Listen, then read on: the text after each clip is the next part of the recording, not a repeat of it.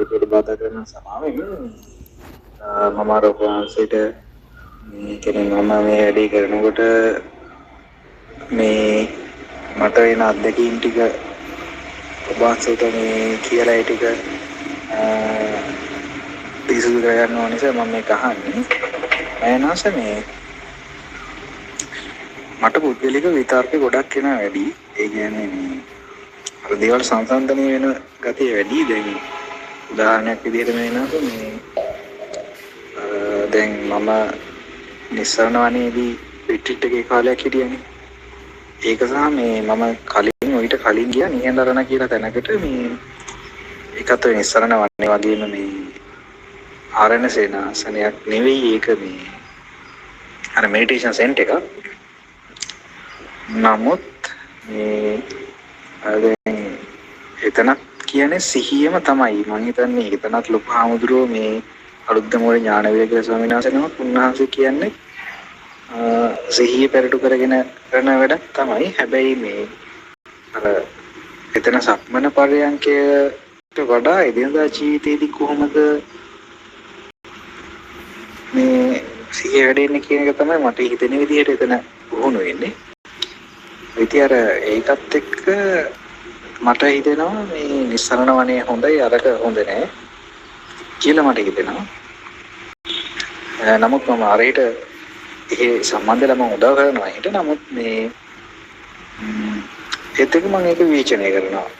එතකොට මෑණියන්වන්ස මේ වගේ තැනකදී කොහොමද ඒක අපි ඒක නතර කරන්න ඕනේද නැත්නම් මේකට මොකද්ද කරන්න ඕනේ කියලා ඔබ වහන්සේට වෙලාවක් තියෙනවා නම් චුට්ටක් කරලා කියන්න. ඉතින් හොඳ සිහියක් තියෙනවනේ. මගේ හිත මෙහෙම කරනවා කියලා දැනගන්නවා. ඒ දැනගන්නේ සිහිය නිසා.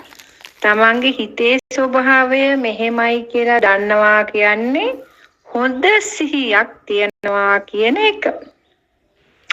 හැබැයි ඔය හිත කියන දේවල් මේ කියන දේ තව ටිකකින් එයා වෙනස් කරනවා. මේ හිත කියන්නේ මහා බොරුවක්. හැබැයි එයා නවත්තන්න යන්න හොඳ නැහැ. එයා නවත්තන්න ගියොත් අපිට මේ පීඩනේනවා. එයා ඕන දෙයක් කියපු දෙන් සංසන්දනය කරනවා. ඒක හොඳයි මේක හොඳයි කියනවා. ඉතින් එයාට එයාගේ වැඩේ කරගන්න අපි දෙනවා.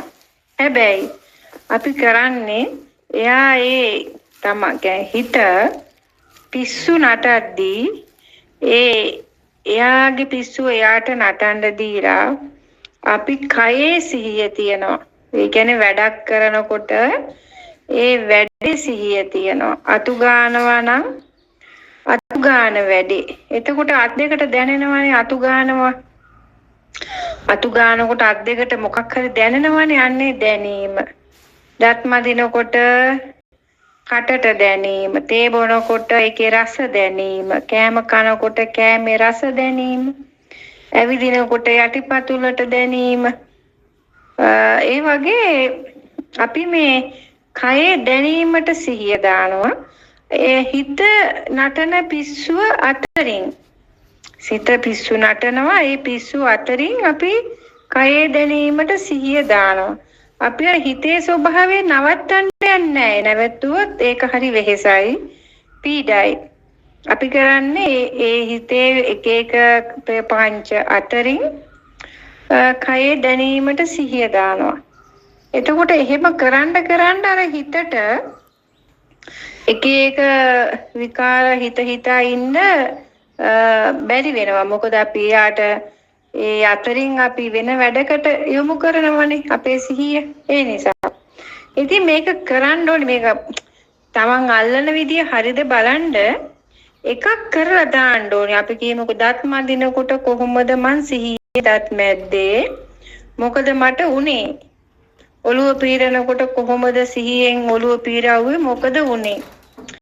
ඇවිදිනකොට කොහොමද සිහියෙන් ඇවිද්දේ? මොකද උනේ කියලා ඒක දාන්න ඕනේ. දැම්මම තමයි තේරෙන්නේ හරියට අල්ලලාද නැද්ද කියලා.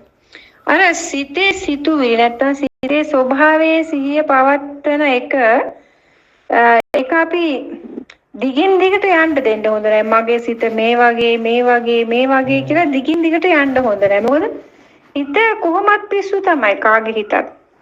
එක එක්කෙනෙක්ගේ හිත නෙවෙයි මුළු ලෝක සත්වයාගේම හිත රහත් වෙනකම් පිස්සු. සබ්බේ සත්තා උන්මන්තකෝ සියලු සත්වයෝ පිස්සෝ.